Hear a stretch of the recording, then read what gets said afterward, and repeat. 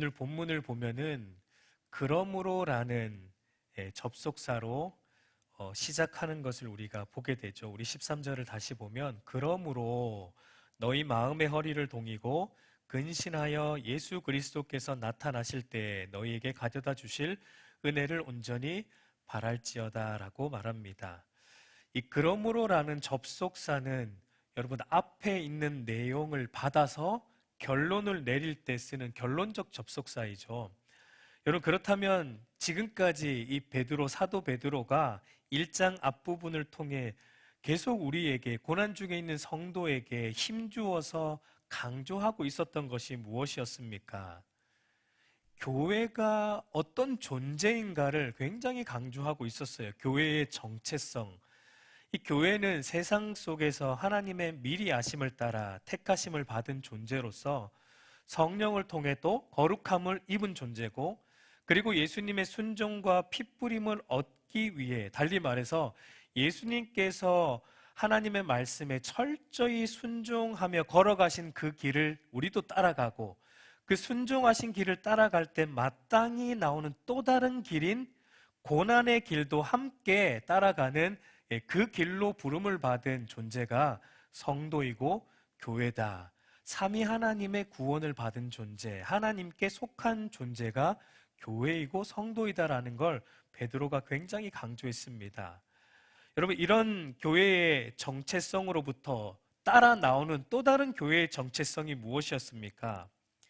교회는 하나님께 속해 있기 때문에 세상과 하나 될 수 없고 세상과 함께 갈 수 없고 세상에 속할 수도 없죠.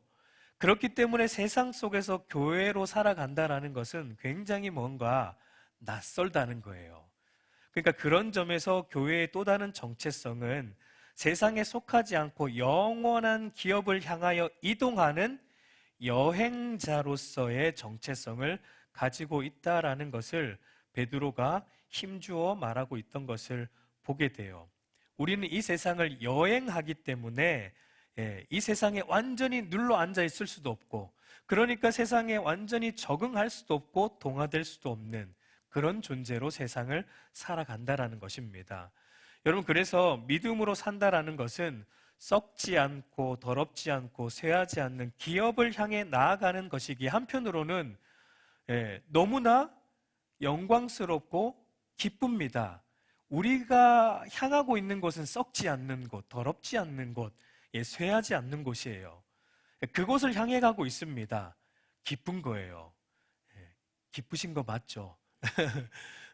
그런데 우리가 이제 지나가야 되는, 여행함으로 지나가야 하는 이 세상의 현실은 어떻습니까?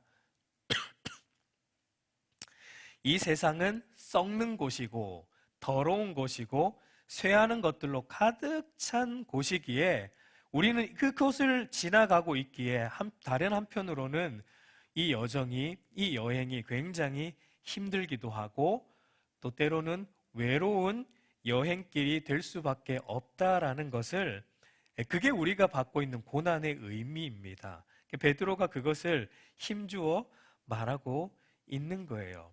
그래서 베드로가 이 세상에서 부적응자로 이동해야 할 여행자로 사는 교회와 성도에게 위로를 주고자 지금 베드로 전서를 쓰고 있는데, 베드로가 주고 있는 위로가 무엇입니까? 막연하게 괜찮을 거야, 괜찮을 거야, 이런 위로를 주고 있지 않습니다. 베드로가. 여러분, 세상이 우리에게 주는 위로는 어쩌면 기껏해야 그 정도의 위로예요. 참고 견디면 지구명에도 볕들 날이 있을 겁니다. 참으세요. 여러분, 이런 위로가 전혀 필요 없는 것은 아니지만 사실 우리의 현실을 보고 고난이 많은 우리의 여행길을 볼 때 사실 어떤 면에서 이런 위로는 약간 희망 고문 같기도 합니다. 이 고난이 사라지지 않기 때문에. 그러니까 세상이 주고자 하는 위로는, 세상에서 우리에게 주는 위로는요, 고난을 회피하게 하는 위로예요. 약간 마약성의 위로예요. 그냥 고난을 잊게 하는 위로예요. 그러나 성경이 주는 위로는 어떤 위로냐? 고난을 회피하지 않습니다. 성경이 우리에게 주는 위로는 고난이 있다, 고난을 보라고 말합니다. 그러나 뭐라고 말합니까? 너희 안에 그 고난을 이길 힘이 이미 주어졌다라는 것을 우리에게 말해주고 있습니다. 베드로가 그것을 우리에게 말하고 있습니다. 근데 그것이 무엇입니까? 이 고난을 이길 힘이 무엇입니까? 사비 하나님으로부터 받은 구원이라는 것이라고 베드로가 지금 이 1장 앞부분에서 계속 구원에 대해서, 우리가 받은 구원이 어떤 것인지에 대해서 계속 힘주어 말하고 있는 것을 우리가 지금 계속 보고 있었습니다. 우리가 받은 구원은 성부 하나님이 시작하셨고 성자 예수님이 다 성취하셨고 성령 하나님께서 지금도 신실하게 이루어 가고 있다라는 거예요. 이게 진짜 위로라는 것입니다. 여러분, 성경이 우리에게 주고자 하는 위로는 여기에 있습니다.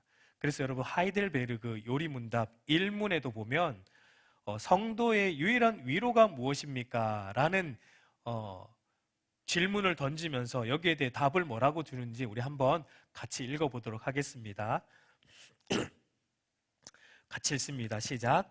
살아서나 죽어서나 나는 나의 것이 아니요 몸도 영혼도 나의 신실한 구주 예수님 그리스도의 것입니다. 그리스도께서는 그의 보혈로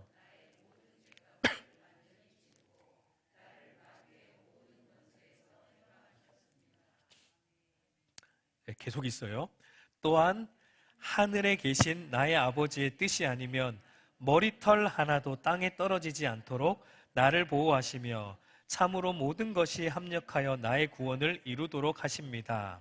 그러함으로 그분은 그의 성령으로 나에게 영생을 확신시켜 주시고 이제부터는 마음을 다하여 즐거이 그리고 신속히 그를 위해 살도록 하십니다. 아멘.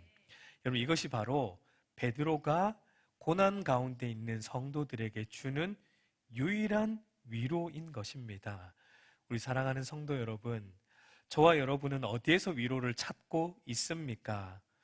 여기가 맞습니까? 여러분, 세상의 그 어떤 것도 우리의 위로가 되지 않습니다. 우리가 예수님께 속해 있다는 것, 베드로의 말처럼 하나님의 미리 아심을 따라 택함을 받았다는 것, 성령으로 거룩함을 입었다는 것, 예수님의 순종과 피뿌림을 얻게 된 것, 그래서 우리 안에 썩지 않고 더럽지 않은 그 쇠하지 않는 영원한 기업에 대한 살아있는 소망이 생겼다는 것, 그것이 바로 우리가 이 세상을 살아가면서 찾을 수 있는 유일한 위로라는 것입니다. 그래서 우리의 유일한 위로가 되시는 삼위 하나님의 이 구원이 얼마나 여러분 영광스러운지 우리가 지난 시간에 과거의 그 구약의 선지자들도 하나님으로부터 계시를 받았음에도 더 깊이 알고자 부지런히 연구했고, 심지어 누구까지?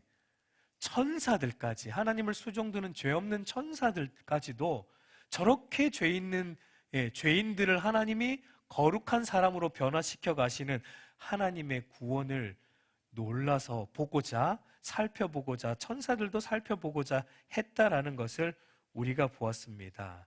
여러분, 이것이 바로 저와 여러분이 가지고 있는 위로인 구원의 영광스러움이에요. 그래서 베드로는 21절을 보면 이렇게 말합니다. 우리 한번 같이 읽습니다. 시작. 너희는 그를 죽은 자 가운데서 살리시고 영광을 주신 하나님을 그리스도로 말미암아 믿는 자니 너희 믿음과 소망이 하나님께 있게 하셨느니라. 여러분, 우리의 믿음과 소망이 어디에 있다는 것입니까? 하나님께 있다는 거예요. 그 말은 하나님이 우리의 믿음이고 하나님이 우리의 소망이고 하나님이 우리의 유일한 위로다라는 것을 말하고 있습니다. 그래서 이제 베드로는 바로 이 살아있는 소망인 삼위 하나님의 구원을 붙잡은 교회와 성도에게 이제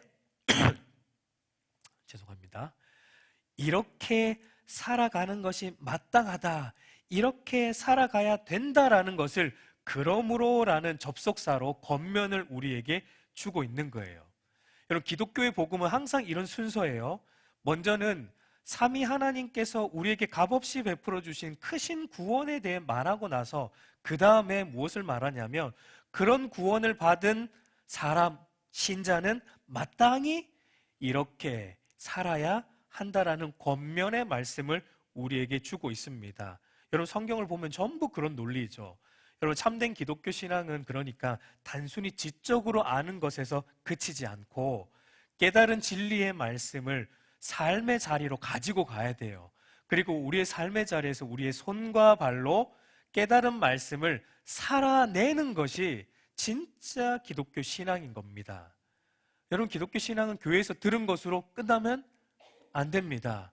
그걸 가지고 여러분의 가정에서, 직장에서, 여러분의 삶의 모든 영역에서 그 말씀을 살아내야 하는 거예요. 베드로도 그런 논리적인 순서를 따라 이제 삼위 하나님으로부터 구원을 받은 신자는 이제 이렇게 살아야 한다. 다르게 말해 이제 이렇게 살아갈 수밖에 없다. 오늘 설교의 제목과 같이 How then shall we live라는 이제 우리는 어떻게 살아야 할 것인가에 대한 답을 베드로가 이제 주고 있는 것입니다. 여러분 그렇다면 구원받은 신자는 이렇게 크신 구원, 영광스러운 구원을 받은 신자는 이제 어떻게 살아가야 되는 것입니까? 그 첫 번째는 우리 13절에 나오는데 예수 그리스도께서 나타나실 때 우리에게 가져다 주실 그 은혜에 온전히 소망을 두라고 말합니다. 여러분 이 13절을 보면은 제일 마지막에 있는 말이 주동사입니다. 우리 영어로 보면은 주동사가 이 바랄지어다예요. 우리 한글로 하니까 제일 끝에 왔는데 원래는 제일 앞에 있어요. 온전히 바랄지어다. 이게 주동사입니다. 이 원문을 보면은 이 말은 엘피사테라는 말인데요. 소망을 두다라는 의미예요. 그러니까 여러분 구원받은 신자는 이제 어떻게 살아가는가? 예수 그리스도께서 나타나실 때에 가져다 주실 은혜. 여러분 이것은 곧 우리 주님 다시 오실 때 이루어질 구원의 완성 혹은 하나님 나라에 우리의 모든 소망을 두고 살아가야 한다라는 것을 말합니다. 여러분 소망이라는 것은 확고한 목적지를 의미한다라고 볼 수 있습니다. 그러니까 우리가 가야 할 확고한 목적지를 알고 그것을 계속해서 주목하는 것이 소망을 둔다라는 말의 의미입니다. 그러니까 구원받은 신자는 이제 더 이상 이 세상에 소망을 두지 않는다는 거예요. 세상의 것들, 돈과 명예와 권력과 사람의 인정과 성공 등 이 세상의 것들이 더 이상 최종 목적을 삼지 않는다라는 것입니다. 그것들이 전혀 필요 없다는 것은 아닙니다. 그런 것들이 우리에게 어떨 때는 필요해요. 일정한 부분은 필요합니다. 그러나 그것이 최종 소망은 아니다라는 거예요. 최종 목적은 아니다라는 것입니다. 왜냐하면 여러분 삼위 하나님의 구원을 깨닫고 나니까 여러분 구원을 깨닫고 나니까 여러분 어떻게 돼요? 여러분도 이미 다 경험하셨죠? 이 삼위 하나님의 이 영광스러운 구원이 우리 안에 들어오고 나니까 무슨 일이 일어납니까? 우리 안에서 그동안 우리가 추구하던 것들이 별로 가치롭지 않다라는 것이 깨달아질 뿐만 아니라 바울처럼 배설물로 여기게 되는 그 일이 우리 안에 일어나는 거예요. 여러분 그 일이 일어나야 그리스도인입니다. 구원받은 신자예요. 구원은 받았는데 여전히 세상 것들에 목매어 살아간다면 여러분 그건 조금 생각해 봐야 됩니다. 바로 베드로는 그 점을 얘기하고 있어요. 너희가 구원을 받았으면 너희에게 마땅히 나타나는 삶의 모습은 이제 너희의 눈은 어디에 고정이 되어 있느냐? 썩지 않는 곳, 더럽지 않는 곳, 쇠하지 않는 그 영원한 우리 주님 다시 오실 때 이루어질 구원의 완성과 하나님 나라에 너희의 모든 소망을 두고 너희는 살아가게 된다라는 거예요. 여러분 우리가 구원의 진리 안에 들어와 보니까 이 구원의 크기와 넓이와 깊이가 어떻습니까? 세상 것들하고 사이즈가 달라요. 알고 계시죠? 큰 것을 본 사람은 작은 것에 눈을 두지 않아요. 구원이 얼마나 크고 얼마나 넓고 얼마나 깊은지를 본 사람은 이 세상의 것들에 별로 소망을 두지 않는다라는 것입니다. 여러분, 사람은요, 우리 인간은 두 가지가 있어야, 보편적으로 두 가지가 있어야 인간은 행복을 누릴 수 있는데, 하나가 뭐냐면 사랑이에요. 진실된 사랑이 있어야 돼요. 다른 하나는 이 인생의 소망이 있어야 돼요. 이 목적이 있어야 됩니다. 다르게 말하면 인생의 목적. 여러분, 오늘날 사람들의 얼굴을 보면은 전부 얼굴을 보면 여러분 어때요? 행복이 없어요. 있는 것처럼 억지 미소를 짓고 있지만 그 내면을 들여다보면 전부 울고 있습니다. 괴로워하고 있어요. 왜 그렇습니까? 이 두 가지가 결여되어 있기 때문이에요. 진실한 사랑의 관계가 없고 인생의 목적이 그들에게는 없기 때문입니다. 여러분, 우리 인간은요, 사랑할 때 진짜 행복을 느끼죠. 우리가 지금 말고요, 처음 연애했을 때를 여러분 생각해 보세요. 처음 연애했을 때 여러분 어땠습니까? 잠시지만 참된 행복을 느꼈습니다. 그렇죠?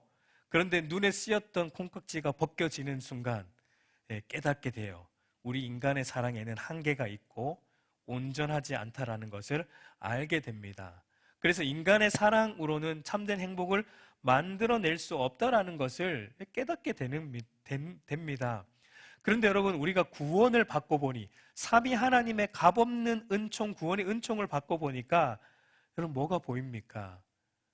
완전한 사랑이 있다라는 것을 알게 되는 거예요. 우리를 구원하고자 자신의 독생자 예수 그리스도를 내어주신 하나님의 이 완전한 사랑, 변함없는 사랑, 진실한 사랑, 이 사랑을 보게 되니까 그 사랑을 내가 받았다라는 것을 알게 될 때 비로소 참된 행복을 우리가 누리게 되고 맛보게 되는 겁니다. 그리고 동시에 그리스도를 통한 하나님의 완전한 사랑을 알게 될 때 그때 우리 안에 뭐가 뚜렷해지냐면 인생의 목적이 뚜렷해져요. 소망이 뚜렷해집니다. 그 소망은 바로 오늘 말하고 있는 하나님의 뜻, 구원의 완성, 하나님의 사랑의 나라를 향해 가고 있는 것을 우리의 참된 목적으로 삼게 되는 거예요. 이 두 가지가 참된 행복의 조건이에요. 그런데 여러분, 우리가 구원받을 때 이 두 가지가 다 우리 안에 주어졌습니다. 다시 한번 말씀드립니다. 예수 믿은 것으로 끝났습니다. 옆에 분들한테 한번 얘기하세요. 예수 믿은 것으로 끝났습니다. 여러분, 예수 믿은 것으로 우리는 이미 성공했고 모든 것을 다 이루었습니다. 저와 여러분은 어떠한 고난과 역경도 흔들 수 없는 참된 행복을 소유한 자들이에요. 그래서 여러분, 성도만이 범사에 감사할 수 있습니다. 그래서 성도만이 항상 기뻐할 수 있는 거예요. 그래서 성도만이 쉬지 말고 기도할 수 있는 거예요. 네, 맞죠? 네. 여러분, 오늘 베드로의 표현을 좀 유심히 볼 필요가 있는데, 베드로가 장차 주님께서 나타나실 때 우리에게 가져다 주실 은혜의 소망을 두라라는 이 말은, 장차 가져다 주실 은혜의 소망을 두라는 말은 우리가 받은 구원이 어떠하다라는 것을 지금 베드로가 말하고 있는 거예요. 우리가 받은 구원은 여러분 머물러 있는 구원이 아니고 이동하는 구원이다라는 것을 말하고 있는 것입니다. 이동하는 구원이 무엇입니까?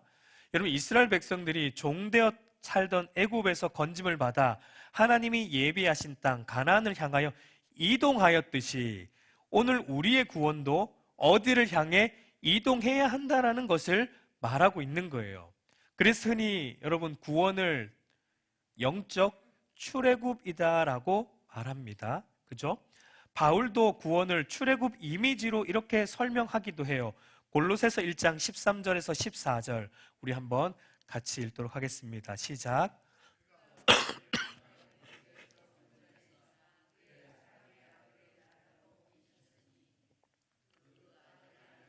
우리가 속량 곧 죄사함을 얻었도다.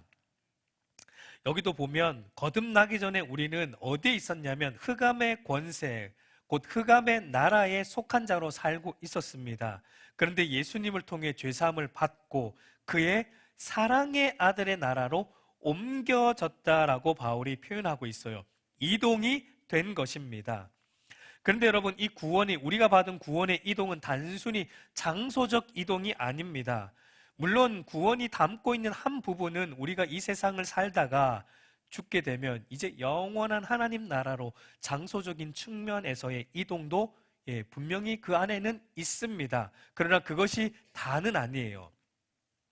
여러분, 출애굽의 진정한 의미는 애굽에 있던 이스라엘 백성들을 단순히 애굽에서 건져서 그저 가나안 땅으로 이동시키는 것이 아니었습니다. 그죠?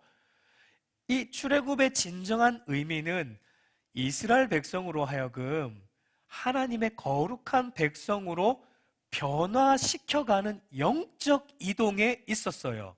이게 출애굽의 목적이에요. 여러분, 단순히 장소적으로 가나안으로 가는 게 목적이라면 여러분, 출애굽 하자마자 어디로 가면 됩니까? 가나안으로 가면 돼요. 그러나 하나님은 이들을 가나안으로 바로 보내지 않고 어디로 인도합니까?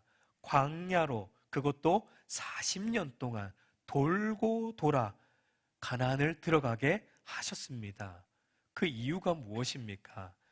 이스라엘 백성들 안에 이 뿌리 박혀 있는 애굽에서의 그 죄악된 삶의 방식을 다 벗어버리도록 하나님이 40년 동안 이들을 훈련하시고 이들을 연단하시고, 그래서 내가 거룩하니 너희도 거룩하라고 하신 하나님의 말씀처럼 하나님의 거룩한 나라로, 제사장 나라로, 거룩한 하나님 백성으로, 걸맞는 하나님의 백성으로 만들고자 이동시킨 거예요. 이동.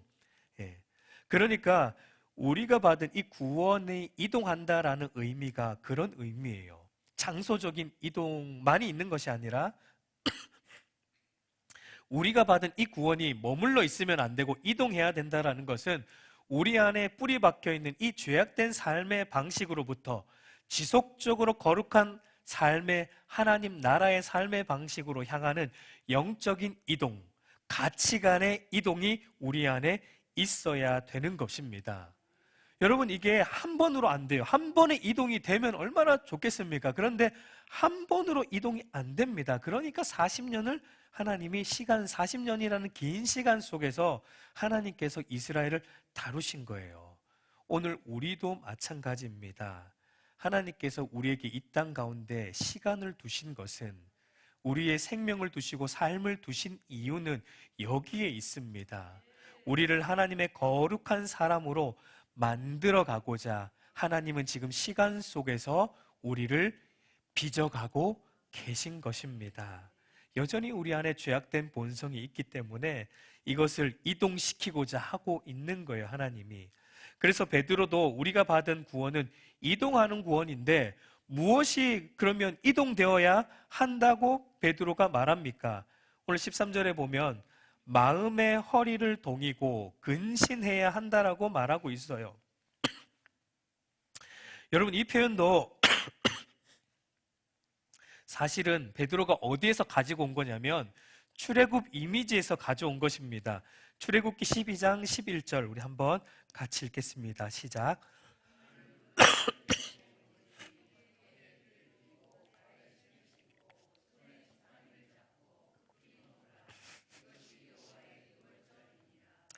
여러분, 이 말씀은 이제 출애굽을 앞두고 유월절을 지키며 유월절 양의 고기와 무교병과 쓴 나물을 먹을 때 그것을 어떻게 너희가 먹어야 할지에 대한 그 내용을 말하고 있는 말씀입니다. 어떻게 먹어야 되냐면 허리에 띠를 띠고 발에 신을 신고 손에 지팡이를 잡고 급히 먹어야 한다. 여러분, 유대인들은 보통 밥 먹을 때 어떻게 먹습니까? 거의 반쯤 누워서 먹습니다. 우리 한국 사람처럼 의자에 딱 앉아 양만처럼 안 먹어요. 거의 반쯤 걸터 앉아서 자유롭게 먹는데 오늘 하나님은 이들에게 서서 허리를 띠를 띠고 신을 신고 지팡이를 잡고 급히 먹으라고 말씀하세요. 무슨 의미입니까? 언제든지 이동할 준비를 하고 있으라는 것이죠. 여러분, 고대 근동 지방의 이 남자들의 옷을 보면은, 여러분 뭐 그런 영화나 드라마나 뭐 TV 같은 것을 보면 고대 근동 지방 유대인들이 입었던 옷을 보면은 남자들도 긴 옷을, 겉옷을 입었죠. 외투를. 그래서 허리에 띠를 띠라는 말이 이 긴 외투를, 보통 남자들이 빨리 걸어야 할 때는 긴 외투를 접어 올려가지고 허리에 이렇게 묶는다고 해요. 그 이미지를 지금 말하고 있는 거예요. 그러니까 긴박성을 가지고 언제든지 이동할 준비를 하고 있으라는 것입니다. 근데 베드로는 이 출애굽 이미지에서 마음이라는 단어를 추가해서 마음의 허리를 동이고라고 말하고 있는 것은 바로 우리의 마음이 이동해야 한다라는 것을 베드로는 말하고 싶은 거예요. 우리의 마음이 무엇입니까? 마음이라는 것은 바로 지정의를 다 담고 있는 전인을 말하는 것이고, 우리의 생각과 감정과 의지를 움직여서 우리의 삶을 형성하고 우리의 삶의 방향을 결정하는 우리의 인격의 중심부이죠. 그러니까 그 인격의 중심이 이동되어야 한다라는 것을 말하고 있습니다. 그러니까 예전에 구원받기 전 우리의 인격의 중심은, 우리의 생각과 감정과 의지는 과거 죄악된 본성에 사로잡혀서 그쪽으로 우리가 움직였다면, 이제 구원받은 너희들은 너희의 생각과 감정과 의지를 어느 쪽으로, 성령 하나님이 우리 안에 부여하신 새로운 본성을 따라 그쪽으로 너희가 마음을 움직여서 지속적으로 이동해 가야 한다라는 것을 말하고 있는 것입니다. 그래서 베드로는 이어서 마음의 허리를 동이고 근신하다라는 표현도 덧붙이는데, 여러분, 이 근신하다라는 표현은 정신 차리라라는 의미입니다. 여러분, 우리가 우리의 마음이 옛 죄악된 본성에 이끌리지 않고 새롭게 부여받은 거룩한 본성에 이끌리는 삶을 살려면 어떻게 해야 돼요? 정신을 바짝 차려야 되는 거예요. 이게 거저되지 않습니다. 구원받으면 끝이지? 끝이 아닙니다. 구원받으면 시작이에요. 그게 시작이에요. 여러분, 어떤 사람들은 이제 구원받았으니까 끝났네 하는데, 그거 잘못 알고 계신 거예요. 잘못 알고 계신 거예요. 구원받았으면 이제 첫 발만 내디딘 겁니다. 이제부터 시작이에요. 이제부터 이제 더 해야 될 거 엄청 정신 바짝 차려야 된다는 거예요. 지금 베드로가 지금 그것을 말하고 있는 거예요. 구원은 하나님의 은혜로 값없이 받았고 시작이 되었지만, 그 구원은 제자리에 머물러 있는 것이 아니라 끊임없이 우리가 정신을 차리고 우리의 마음을 이동시켜서 거룩한 본성을 따라 살아가는 그 거룩한 몸부림을 통해서만이 우리가 받은 구원의 깊이가 깊어지고, 우리가 받은 구원의 넓이가 넓어지고, 우리가 받은 구원의 감격이 더 커지는 것입니다. 가만히 있으면 처음 받을 때 구원 그대로예요. 그래서 여러분, 많은 사람들이 교회를 수십 년 다녔는데 구원에 대한 아무런 감격이 없어요. 왜 그렇습니까? 정신을 안 차리니까, 가만히 있으니까, 마음을 움직이지 않으니까, 그냥 구원받은 것에 만족하며 사니까 그 구원의 깊이를 알지 못하고, 구원의 그 넓이를 넓혀가지 못하고, 구원의 감격이 여러분 물밀듯이 오는데 그것을 누리지 못하는 거예요. 그 얼마나 안타까운 일입니까? 베드로는 고난 중에 있는 성도들에게 고난을 이기려면 그걸 해야 된다는 거예요. 그 구원의 감격이 넘쳐야 고난을 이길 수 있다라는 것을 우리에게 말하고 있는 것입니다. 그래서 여러분, 성경은 신자들에게 게으르지 말라는 말을 하는 거예요. 게으름이 죄인 거예요. 신자들에게 우리가 열심을 내야 되고, 주를 믿는 일에 가만 있으면 안 되고 열심을 내야 돼요. 여러분들이 부지런히 말씀을 상고해야 되고 말씀을 알아가려고 노력을 해야 돼요. 그저 여러분, 목회자가 주일날, 수요일날 이렇게 전해주는 말씀만으로 살아서는 안 됩니다. 안 돼요. 그것으로는 부족해요. 여러분들이 지속적으로 하나님 말씀 앞에 열심을 내는 이동이 있어야 된다는 것입니다. 그리고 두 번째로, 삼위 하나님의 구원받은 신자가 이제는 어떻게 살아가게 되는가? 두 번째는 거룩하게 살아가야 한다라고 베드로가 말해줍니다. 우리 14절과 16절 한번 같이 읽겠습니다. 시작.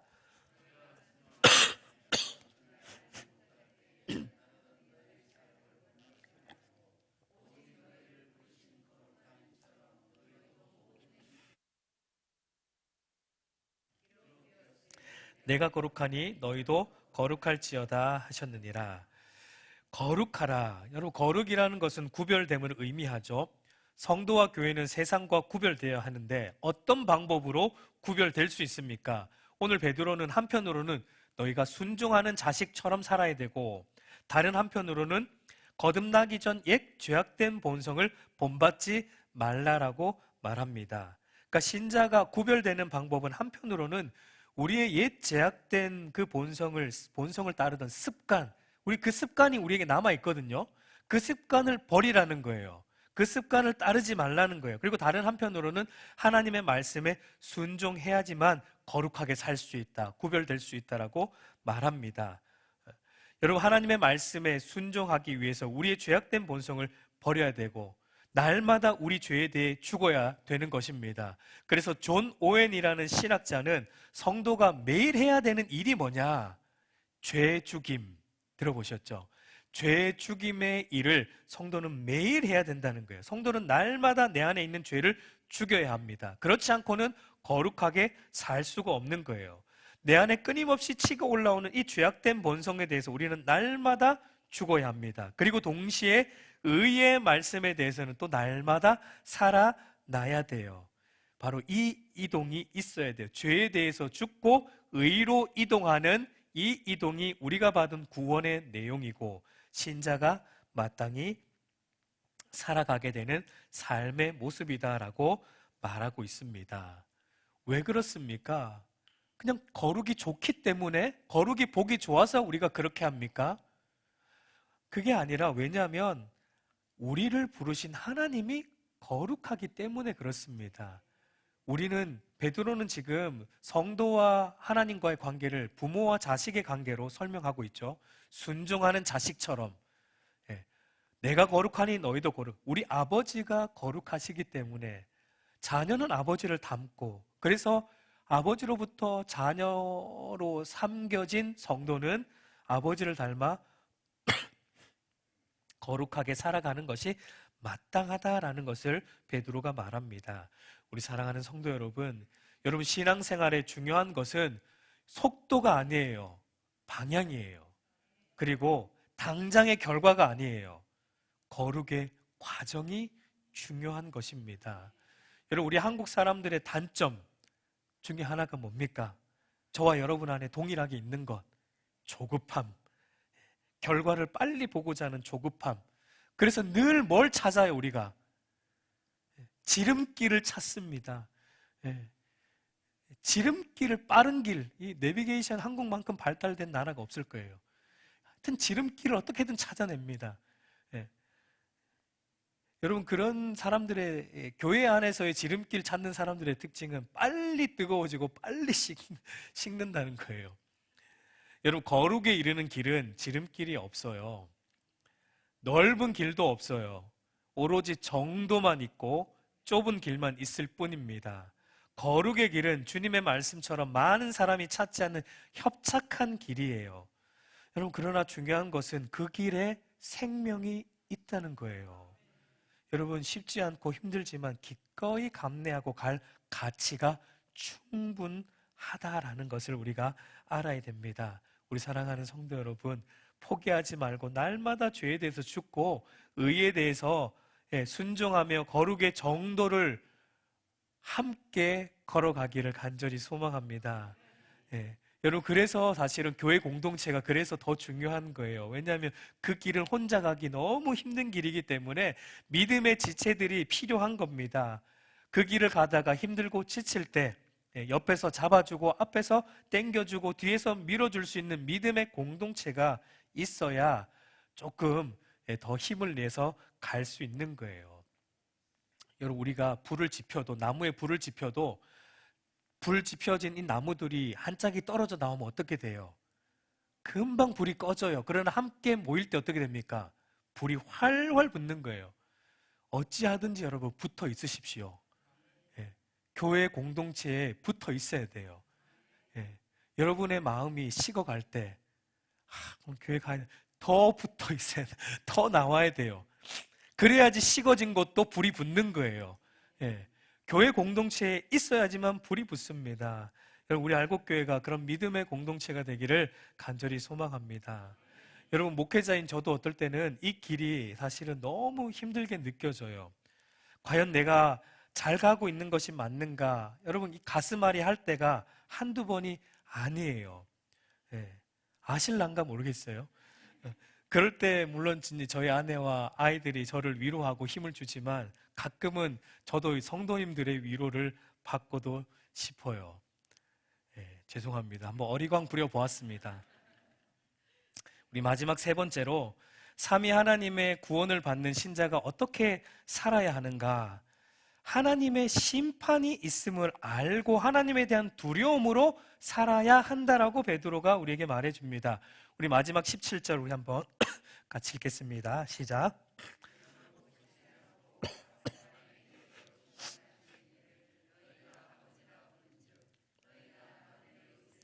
두려움으로 지내라. 여러분, 세상도 우리에게 두려움을 주고 하나님도 우리에게 두려움을 줍니다. 그런데 차이가 있어요. 세상이 우리에게 주는 두려움은 어떤 것입니까? 세상의 삶의 방식을 따라 살지 않으면 너희는 세상에서 소외되고 도태될 수 있고 왕따 당하고 세상에서 실패하고 세상에서 망하고 세상 사람들로부터 아닌 것도 아닌 존재로 무시당하고 취급받을 수 있어. 심지어 핍박을 받을 수 있다라는 협박성의 두려움을 세상은 우리에게 날마다 심어줍니다.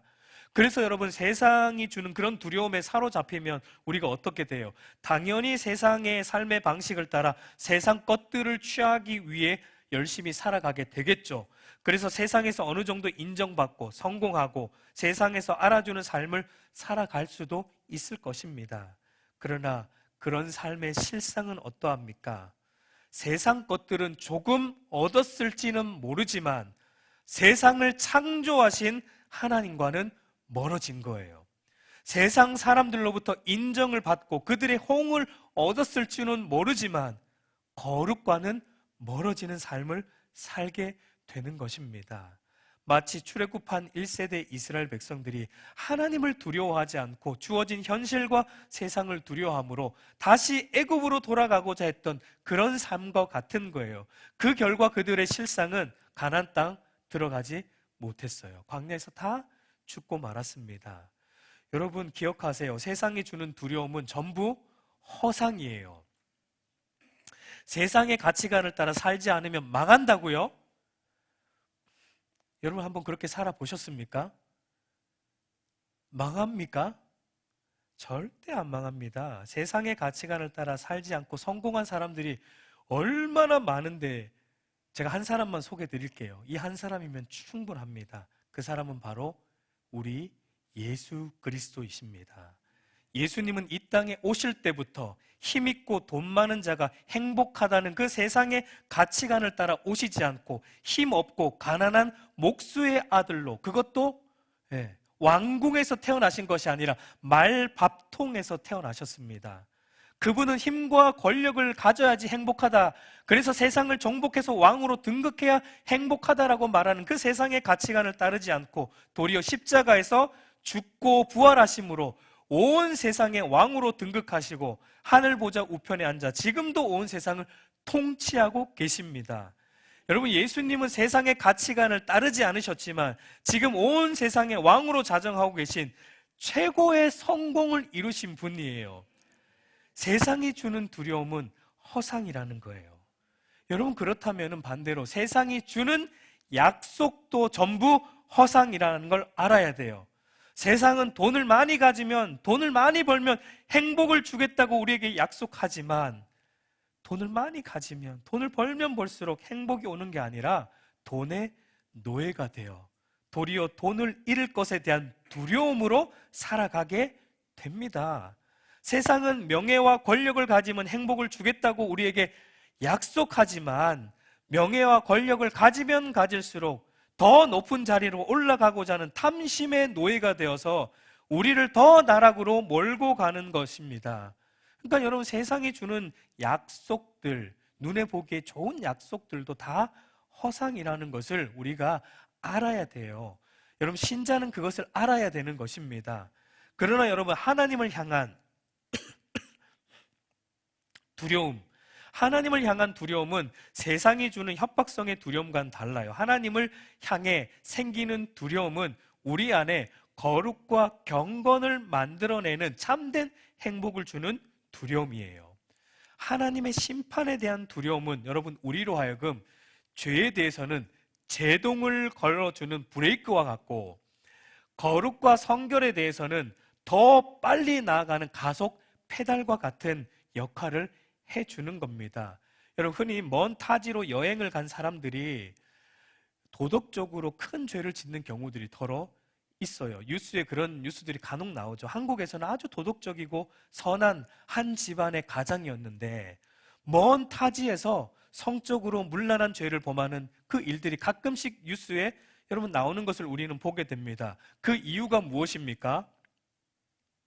먼 타지에서 나를 아는 사람이 없고, 그래서 나의 잘못된 이 행동에 대해 아무도 모를 것이라는 그 생각 때문에 그 유혹에 못 이겨 죄를 범하게 되는 경우가 많죠. 그러니까 홀로 여행하는 자가 주의해야 될 점이 이런 점이죠. 그 사람이 자신이 한 가정의 남편이고 자녀들의 아버지이고, 비록 이 자리에는 그들이 없지만 나를 보고 있다라는 그 생각을 하고 있다면 그런 죄를 함부로 지을 수 없는 것이죠. 베드로는 지금 이 세상을 여행하는 교회와 신자들도 이 사실을 유념해야 한다라는 것을 말하고 있는 거예요.